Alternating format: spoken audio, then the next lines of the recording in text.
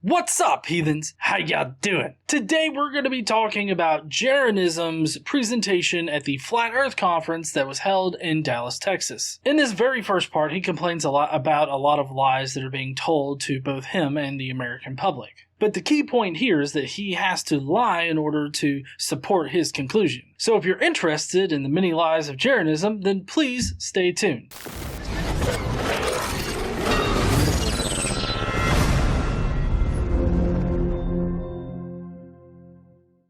We have known for some time that Jeran believes in a lot of different conspiracies. He wholeheartedly believes in these conspiracies. And this is the first time that I've actually seen where he's laid out every single conspiracy that he actually believes in.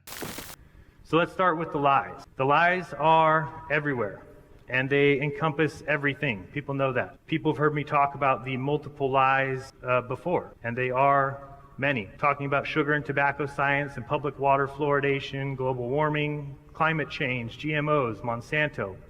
You have big pharma and medicine making us sick, right? Rather than healing medicine of plants and medicinal use of those plants. Healthy diet rather than doctors and their medicine. Health insurance industry and the medical malpractice that goes on. You have the biotechs, the pesticides, the EPA, the oil industry, the education system, false history that we're taught. Of course, Big Bang and evolution is an absolute and total farce. Common Core math is a joke. Student debt, and now the most recent college admission scams. You have the Federal Reserve banking system, which isn't even federal. Stock market and financial scams are everywhere. Is this a free society? I doubt it. With Google and Twitter and being censored on YouTube, you're no longer allowed to use your freedom of speech. Hollywood with their alien agenda, pushing a satanic message constantly. The music industry almost doing the same thing.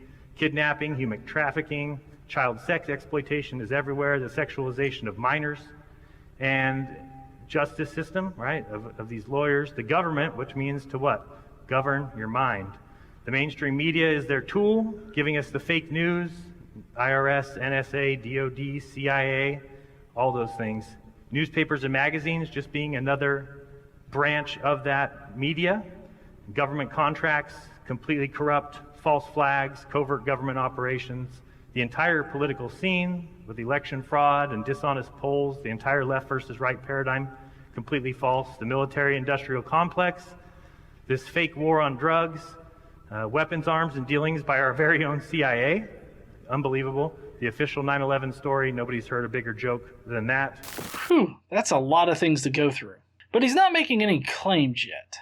He's laid out this list of supposed lies that are being told to both him and the general public. But he lays out this list in order to come to this crucial point. And what makes you think, with all of those lies, that they're telling you the truth about space? A place you can't go, a place you can't test, you can't follow up on.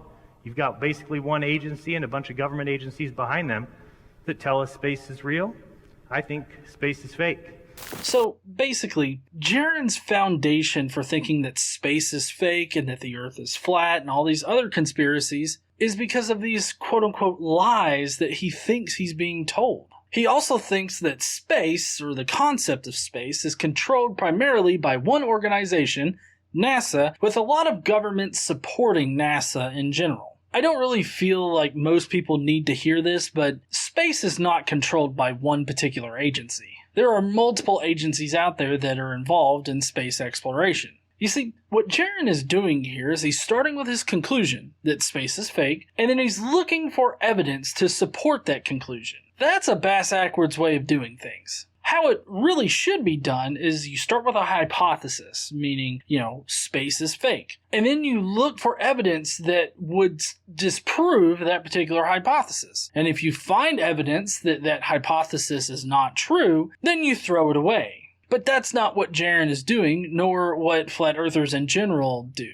Obviously, this is going to seamlessly flow into his first and pretty much foundational conspiracy that he's going to use to support all of his conclusions in this presentation. And that particular conspiracy is the CIA.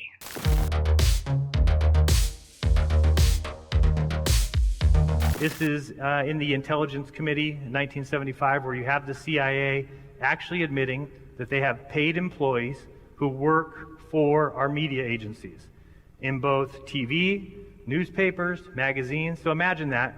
You've got the CIA who is paying people to work and present false information in the media. So make sure you watch that and you'll start to understand what's going on with the CIA. Just like with all conspiracy theories, they take a small nugget of truth and then they extrapolate from that point in order to support their conclusions. It doesn't matter if their extrapolations match actual reality, they still extrapolate it in the direction of their conclusion. The nugget of truth here is that in 1975, the CIA did admit to employing some reporters at major news agencies. The truth is, though, is that these reporters only worked as overseas correspondents that provided cover for CIA assets. It was even stated in the very session that he was showing that the intent was not to mislead the American public. The program mentioned here officially ended in 1973, but the CIA continued to hire freelance reporters occasionally. What this boils down to, though, is that Jeran is using a self-refuting argument in order to support his conclusion. It's self-refuting because he's saying that the CIA lies all the time and has been lying to the American public, but yet he uses the CIA in order to prove his conclusion. This makes his argument incoherent. Even though it's incoherent, he comes to this particular conclusion. One of those things is indeed this quote: "We'll know our disinformation program is complete when everything the American public believes is false." Once you see that and you understand that's the CIA's purpose. The CIA is trying to confuse or lie or deceive the American public. So we need to start thinking, well, what impact does the CIA have on the things that we do? Right? The CIA has the biggest impact on the media. We know that the media is telling us lies. And how do we know that? Well, they've got employees that are working for the CIA that are meant to, you'll know that this disinformation campaign is complete when everything we believe is false. But, you see, his evidence doesn't support his conclusion. If he's going to say that the CIA was employing journalists and he's going to trust that statement, why wouldn't he trust the full and complete context of that statement? That it's not just journalists in general, it's overseas correspondents. And like I said before, their intention was not for this misinformation to leak over into the American public. Obviously, that breaks his narrative, so he doesn't want to mention that to his audience. So he just cherry picks the information coming from the CIA. You see, this is Jeranism lying to his audience in order to support his conclusion. He's even misrepresenting what is being said in this quote here, because he's ripping it out of context. Barbara Honegger is the original source for this particular quote because she heard it firsthand. So it is a real quote. It's just devoid of the context surrounding it. You have to understand when this particular thing was said and what the current environment was at that time. This was during the late years of the Cold War, which lasted between 1947 and 1991. You see, Casey was talking about the misinformation campaigns that they were running against the Russians, and that sometimes the collateral damage would happen and Americans would see this misinformation and take it as truth. But this is because what they were doing is spreading this misinformation in foreign publications. And because we were entering this age of information, it would eventually leak back over to the American public. Casey was talking about how they would know that their misinformation campaign was complete when even the American public would believe the false information. But that's not what Jeran is suggesting here. You see, what Jeran is suggesting here is that the CIA is directly manipulating the U.S. news media. See, he thinks that they're doing this in order to deceive the American public about various things. This again is Jeran lying to his audience to support his conclusions. So I think what scares people most about these lies, and the reason they have a hard time accepting them, is because what does that lie say about the world we live in, right? What does it say about the education system that we sat through? What does it say about the mainstream media and the news that is constantly on TV, right in front of our faces, telling us lies? People get very scared about the world that we live in. So let's break this down for a second. Jeran is using his own lie in order to expose the misinformation misinformation being told by other people, all in order to fearmonger people into thinking that everything that they have been told is a lie. His entire argument continues to get even more incoherent. I mean, he's taking that small nugget of truth that the CIA was employing news reporters and then extrapolating it out in the direction of his conclusion instead of following the actual evidence. He even goes as far to say that the education system on the whole is a lie and that they are teaching lies to children. This is all very odd coming from an unabashed liar.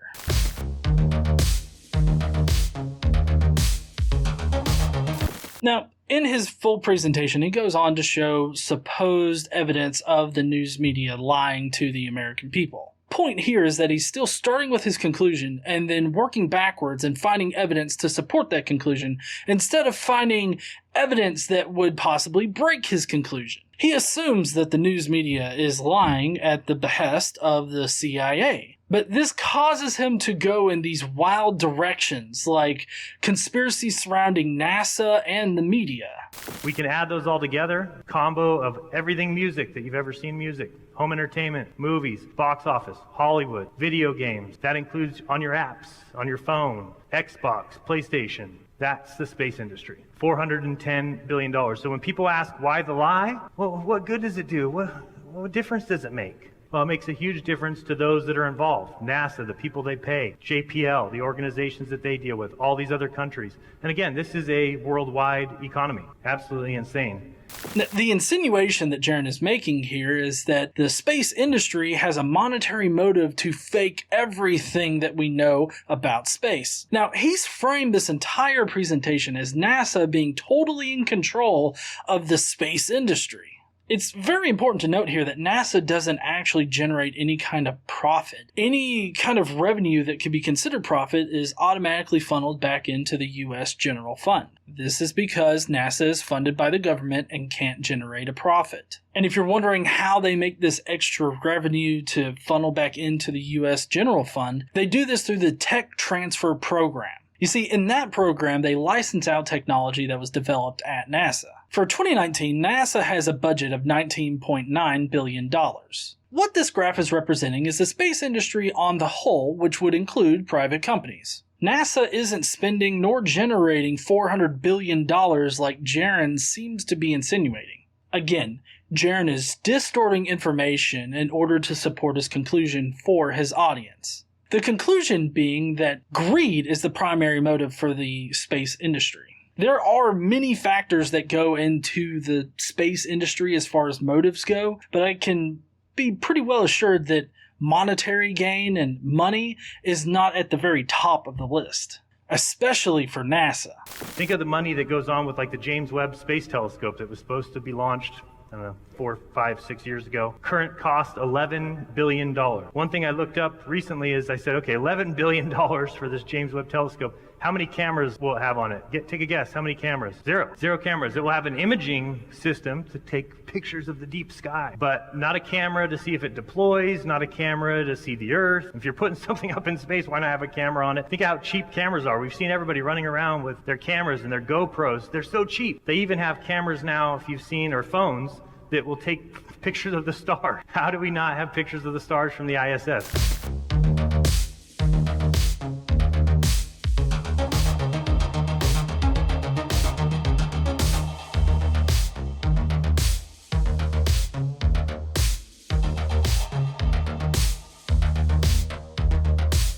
It's as if NASA gets $56 a day.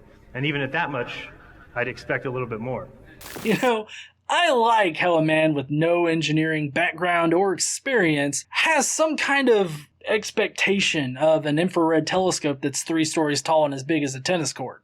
What purpose would a GoPro serve on a giant infrared telescope orbiting at the L2 Lagrange point? To satisfy your need for an unedited launch tape? I mean, you would just say that it's NASA doing its real-time CGI stuff with the launch. I mean, NASA is not obligated to educate intellectually deficient YouTubers on the fact that space exists. The launch of the James Webb Infrared Telescope has been delayed to 2020. This is due to human errors and excessive optimism in the project planning portion. The budget was recently, as of June 2018, increased to $10 billion, which has been invested over multiple years. This isn't just a piece of sheet metal with a GoPro attached to it, Jaron. A lot of time and manpower has to go into creating this particular piece of technology. Meanwhile, your group, the Flat Earthers, think that some daredevil who built a rocket in his backyard with a busted water heater from Craigslist and a broken down camper for a launcher is going to get them far enough into the atmosphere to prove that the Earth is flat.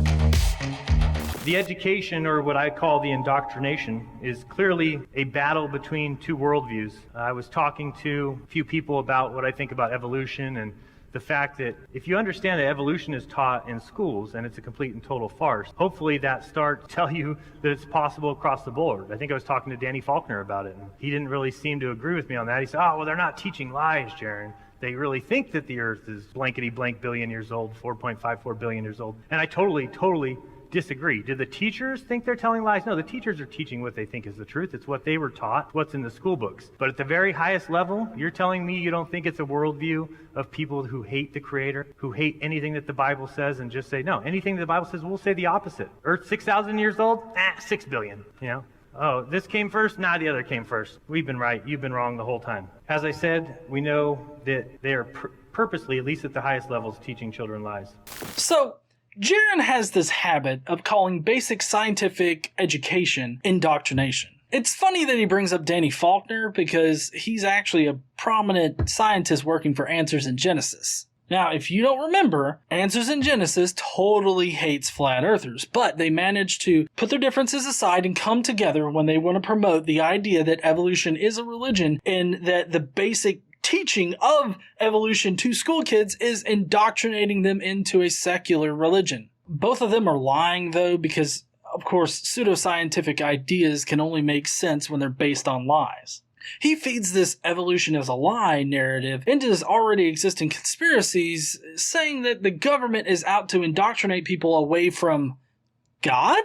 I mean, it's only been in recent years that atheists have taken prominent positions in the government. So I'm not sure why Jeran thinks that the government is out to indoctrinate people away from God. It's primarily composed of Christians, or at least people of faith. So why would Christians want to indoctrinate people away from their own faith? Of course, for Jeran, as well as Answers in Genesis, these Christians aren't real Christians because they're also not creationists. Or in Jeran's case, they're not also flat earthers. This whole premise is just incoherent. I have a lot of existing videos on creationism and debunking various aspects of it, so if you want to go and check those out, definitely do that. There's a lot of creators in the community that also attack creationism. I suggest any one of those people that are listed in the description. Be sure to check them out. One thing that people need to also recognize that they don't teach you in school is that you could really map the Earth on anything, right? If you think about a NASA control room, up against the wall there will be a big map of the Earth, but it's a flat map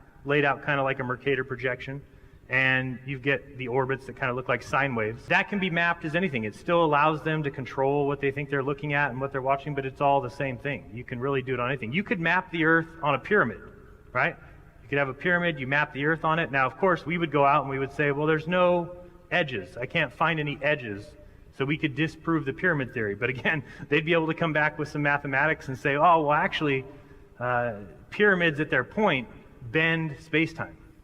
And just because of the massive amount of pressure at each point, we just don't realize it. It kind of unfolds it for us. So they could really teach us anything. They definitely teach map projections at school. Just because you weren't paying attention in class doesn't mean that they weren't teaching it, Jeran. Maybe they didn't spend weeks on how to map a spherical object onto a pyramid, like you seem to indicate here.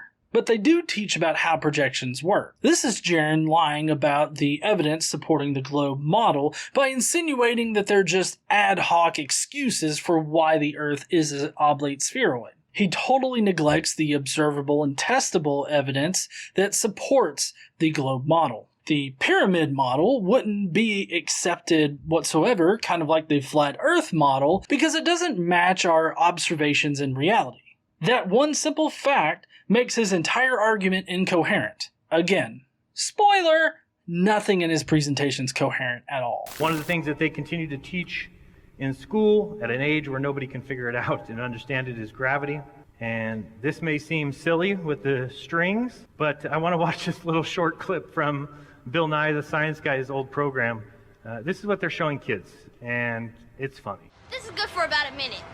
Watch this. Look what I've done. Taken an ordinary sock, rolled it up into a ball. One sock, not two, one. Taken a piece of string, wrapped it around the sock, stuck it through this toilet paper roll, tied the string onto a plastic bag with an apple in it. What? Watch what happens. Watch what happens, okay. What the hell's that? See the apple? Yeah. That's like the sun. And the sock is like Earth. What? The string is kind of like the sun's gravity holding the Earth in orbit. That's what they're teaching kids. Why do you have an apple in a bag and a toilet paper roll and a string and a sock and you tie it all together? And kids must think that that means something, right? We all sat in school and we're like, yes, that's it. We know about gravity now, just like a sock being twirled around an apple. Well, it makes a lot of sense to me. I know this might be a little advanced for you, Jaron, because you're not even operating at a third grade level. The apple in the bag is there because the young child can't actually operate a cordless drill to feed the string through the apple, so they just simply put it in a bag. The toilet paper roll there is acting as a handle. The string represents the gravitational effects of the sun on a planetary body, namely the Earth. Of course, this is not a perfect representation of gravity, but it gets the point across to children. And nobody out there claims that kids perfectly understand gravity just after this one experiment. See, this is Jeran lying yet again. Of course, as we all know, gravity is caused by the warping of space-time. But you see, that particular aspect isn't taught to elementary school kids because they first need to grasp the effects of gravity rather than what the actual cause of gravity is. Obviously, you don't think gravity is real, but you're wrong. Well, heathens, that's it for this first part of my review of Jeran's presentation at the most recent Flat Earth conference. His presentation continues to get even more incoherent. Next time, we're going to cover the atomic model and what Isaac Newton actually said to his pen pal Bentley. If you're interested in any of those topics, then subscribe to get more content like this. Before you go though, make sure you go down there and leave a comment as well as smash that like button. Don't forget to stand up and use your voice, and I will see you heathens later.